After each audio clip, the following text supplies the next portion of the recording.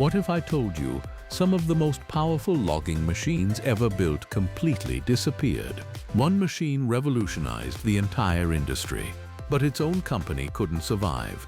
Another was so massive it destroyed the ground it worked on. And one was built using a farm tractor and failed miserably. From the 1950s to the 1990s, these skidders weren't weak. They were ahead of their time, or just badly wrong. Today we're uncovering 10 logging skidders that were incredible but still failed. And trust me, number 1 changed logging forever. Number 1. Garrett Tree Farmer. The Garrett Tree Farmer is one of the most important machines in logging history, yet it's rarely given the credit it deserves. Introduced in the late 1940s and widely used through the 1950s and early 1960s, it was among the first machines designed specifically for logging rather than adapted from agricultural tractors. At a time when most loggers were still using modified farm equipment or crawler tractors, the Tree Farmer introduced a revolutionary idea, a purpose-built articulated skidder. Its design was simple but incredibly effective. The machine featured articulated steering, allowing it to bend in the middle and maneuver through dense forests far better than rigid-frame tractors. It also came equipped with a rear-mounted cable winch, enabling operators to pull logs from difficult terrain without driving directly over sensitive ground. This combination made it faster, safer, and more efficient than anything that came before it. However, despite its innovation, the Garrett Tree Farmer struggled to survive in the long term. The biggest problem wasn't the machine itself, it was the company behind it. Garrett was a relatively small manufacturer and lacked the resources to scale production or invest heavily in continuous improvements. As the logging industry grew in the 1960s, larger companies like Timberjack and John Deere entered the market with more refined machines, better operator comfort, and stronger dealer networks. Over time, competitors adopted and improved upon the Tree Farmer's core design. What started as a revolutionary concept became the industry standard, but Garrett couldn't keep up. By the late 1960s, the company faded from prominence, even though its original idea became the foundation of modern skidders. In the end, the Tree Farmer didn't fail because it was flawed. It failed because it was ahead of its time and backed by a company that couldn't compete with industrial giants. Number 2. Timberjack 404. During the 1960s, the logging industry in North America was expanding rapidly, and companies were experimenting with ways to increase productivity. One idea that seemed logical at the time was simple: build bigger machines that could pull more timber in fewer trips. This mindset led to the development of oversized skidder concepts, including machines like the Timberjack 404. Timberjack, already becoming a major name in forestry equipment, explored the idea of creating extremely large and powerful skidders capable of handling massive loads. These machines were designed with heavy frames, large engines, and increased pulling capacity. On paper, they seemed like the future of logging: fewer trips, higher efficiency, and more output per operator. But real-world logging conditions quickly exposed the flaws in this approach. Forests are not open environments like mines or construction sites. They are tight, uneven, and unpredictable. The oversized skidders struggled with maneuverability, especially in dense stands of timber. Their large size made it difficult to navigate narrow trails, and their weight caused significant soil compaction and environmental damage, something that was becoming an increasing concern in forestry operations. Additionally, these machines were expensive to operate and maintain. Fuel consumption was high, and transporting such large equipment to remote logging sites was a logistical challenge. As a result, many logging companies found that smaller, more agile skidders were actually more efficient in real-world conditions. Timberjack quickly recognized this and shifted its focus back to balanced, mid-sized articulated skidders that offered a better combination of power and maneuverability. The oversized skidder concept was quietly abandoned. The Timberjack 404 represents an important lesson in equipment design: bigger isn't always better. In forestry, adaptability and efficiency matter far more than raw size and power. Number 3. International Harvester Log Skidders. International Harvester was one of the most recognized names in agricultural equipment. so it was only natural for the company to attempt entry into the logging industry during the 1960s. At the time, many manufacturers believed that farm tractor technology could be adapted for forestry use, and International Harvester followed this exact path. Their skidder-like machines were often based on existing tractor platforms, such as the famous Farmall series. These machines were modified with protective cages, winches, and reinforced components to handle logging tasks. On the surface, this approach made sense. It reduced development costs and allowed IH to quickly enter a growing market. However, logging proved to be far more demanding than agriculture. Forestry environments subjected machines to extreme stress. Pulling heavy logs over rough terrain required stronger frames, more durable drivetrains, and specialized weight distribution. The adapted IH machines often struggled under these conditions. Operators reported issues such as excessive wear, overheating, and mechanical failures when machines were pushed to their limits. Another major drawback was ergonomics and safety. Purpose-built skidders were designed with operator protection and visibility in mind, while IH's adapted machines lacked many of these features. As the industry evolved, safety standards improved, and IH's designs began to feel outdated. By the 1970s, fully purpose-built skidders from companies like Timberjack and John Deere were dominating the market. These machines were more efficient, more durable, and better suited to logging conditions. International Harvester's attempt to enter the skidder market ultimately faded, and the company never became a major player in forestry equipment. Their story highlights a key lesson. Success in one industry doesn't guarantee success in another, especially when the operating conditions are completely different. Number 4. Allis-Chalmers HD Series Skidders. Allis-Chalmers was a major force in heavy machinery throughout the mid-20th century, known for its reliable crawler tractors and construction equipment.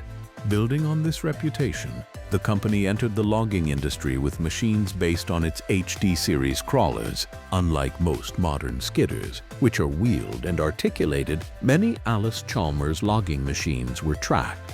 This gave them excellent traction, especially in muddy or steep conditions. In certain environments, such as mountainous terrain or soft ground, these tracked skidders performed exceptionally well. They could pull heavy loads where wheeled machines might struggle for grip. However, this design came with significant trade-offs. Tracked machines were much slower than wheeled skidders, especially when traveling longer distances between the cutting area and landing zone. Logging operations depend heavily on cycle time, how quickly a machine can move logs back and forth, and slower machines reduce overall productivity. Maintenance was another issue. Tracks and undercarriage components wore out quickly under heavy use, and repairs were both costly and time-consuming.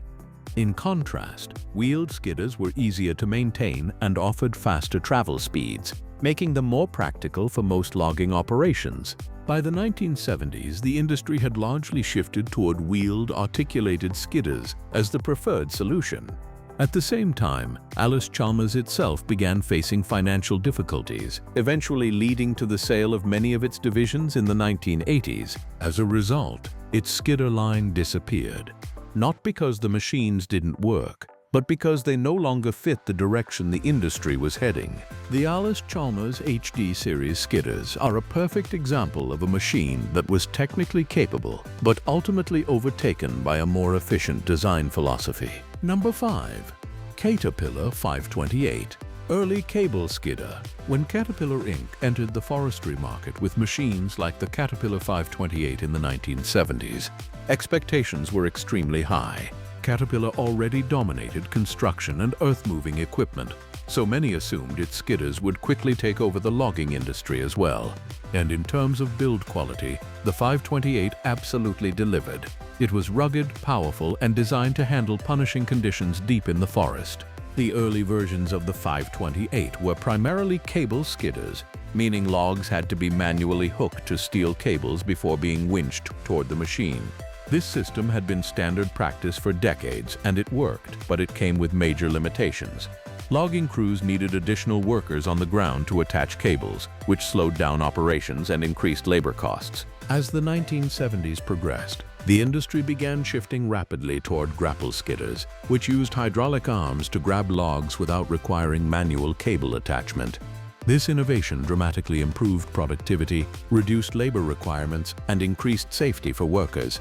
The Caterpillar 528, in its early cable configuration, suddenly found itself outdated. Even though the machine itself was reliable and well-built, its working method was becoming obsolete. Logging companies preferred faster, more efficient grapple systems, and manufacturers that adapted quickly gained a competitive advantage.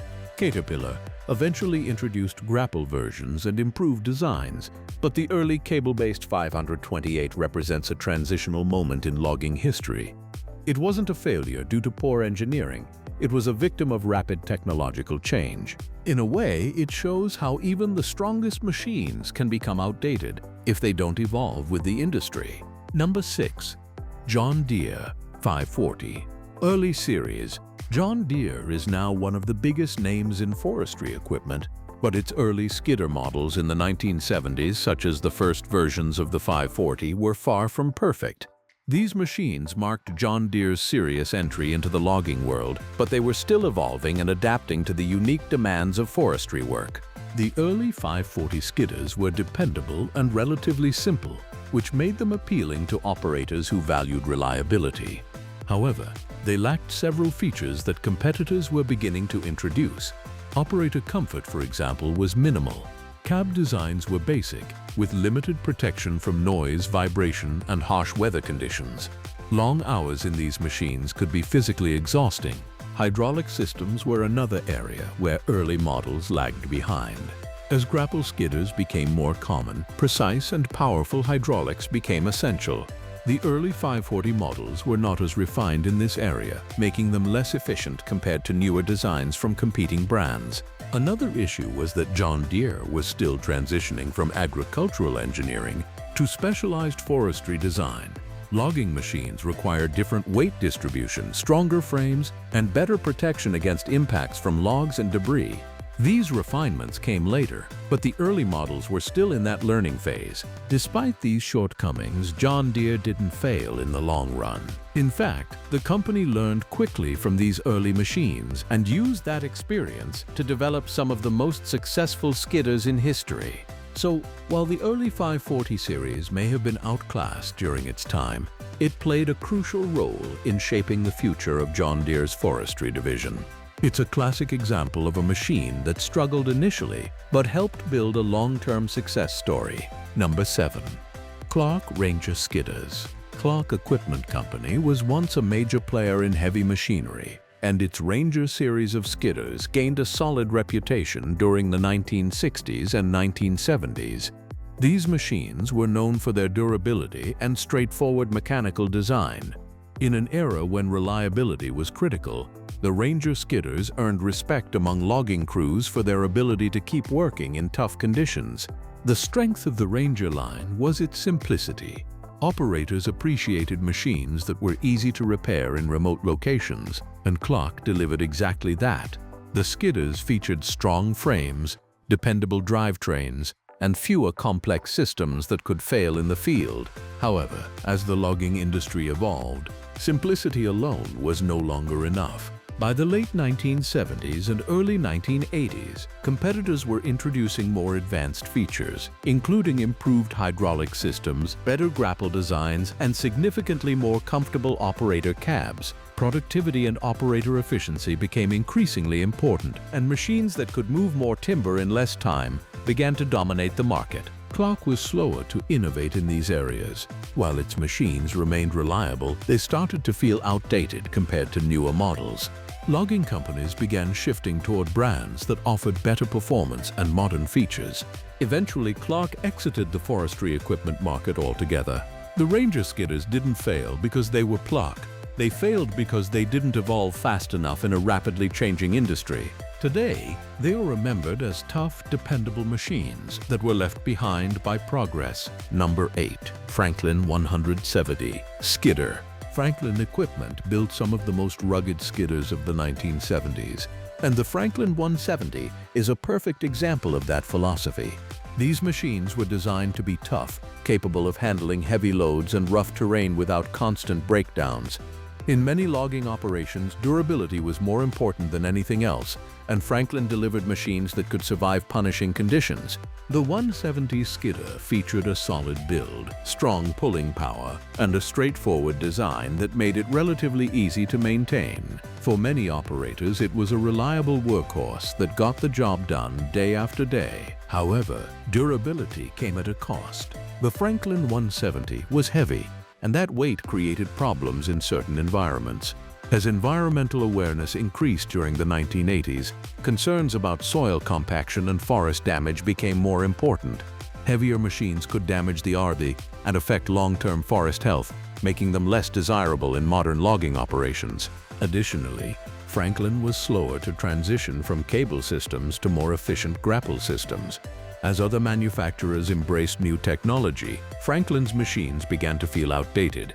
Logging companies wanted faster cycle times, reduced labor requirements, and improved efficiency, all areas where newer skidders had an advantage. Over time, Franklin equipment lost its competitive edge, and its presence in the forestry industry declined.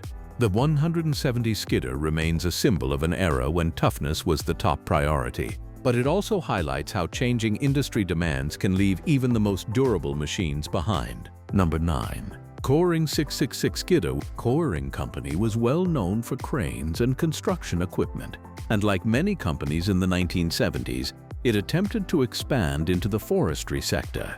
The Coring 666 Skidder was part of that effort, a machine designed to compete in a growing and demanding industry. On paper, the 666 had strong potential.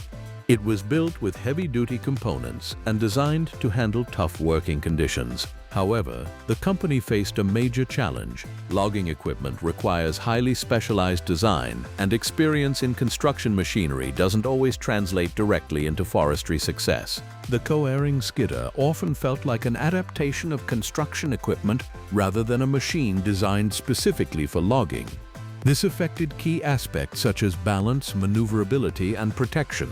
Logging environments are unpredictable, with obstacles like stumps, rocks, and uneven terrain, and machines need to be optimized for these conditions. Meanwhile, competitors that focused exclusively on forestry equipment were refining their designs with each new generation.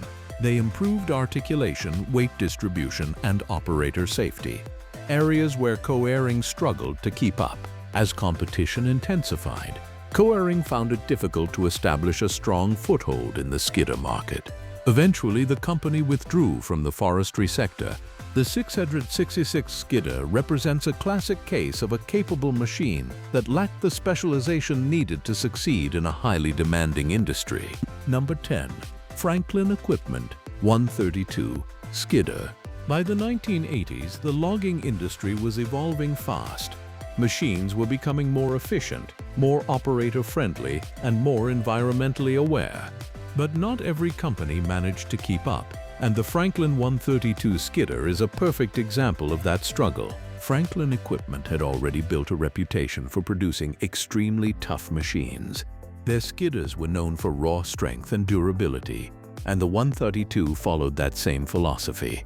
It was built like a tank, heavy steel construction, powerful pulling ability, and a design focused on surviving the harshest logging conditions. And in terms of toughness, it absolutely delivered. But by the time the 132 entered service, the industry had already started to move in a different direction. The biggest issue was weight. The Franklin 132 was extremely heavy compared to newer skidders from competitors like John Deere and Timberjack. While that weight helped with durability, it caused serious problems in the forest. Heavy machines compact soil, damage root systems, and leave deeper ruts, something logging companies were beginning to take seriously as environmental awareness increased. At the same time, newer machines were becoming faster and more efficient.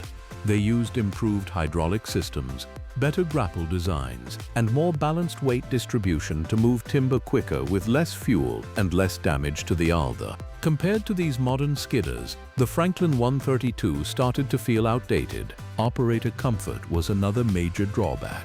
By the 1980s, manufacturers were improving cab design, adding better visibility, reduced vibration, and protection from noise and weather. The Franklin machines, including the 132, remained relatively basic in this area, making long workdays more exhausting for operators. As a result, many logging companies began choosing more advanced and efficient alternatives. Franklin struggled to adapt quickly enough to these changes, and over time, its presence in the forestry equipment market declined. The Franklin 132 wasn't a bad machine. In fact, it was incredibly tough, but it represented an old-school approach in a rapidly modernizing industry. And in logging, just being strong isn't enough. You also have to evolve. So that's it for today. If you like this video, then please hit the like and subscribe button for more videos. Thanks for watching.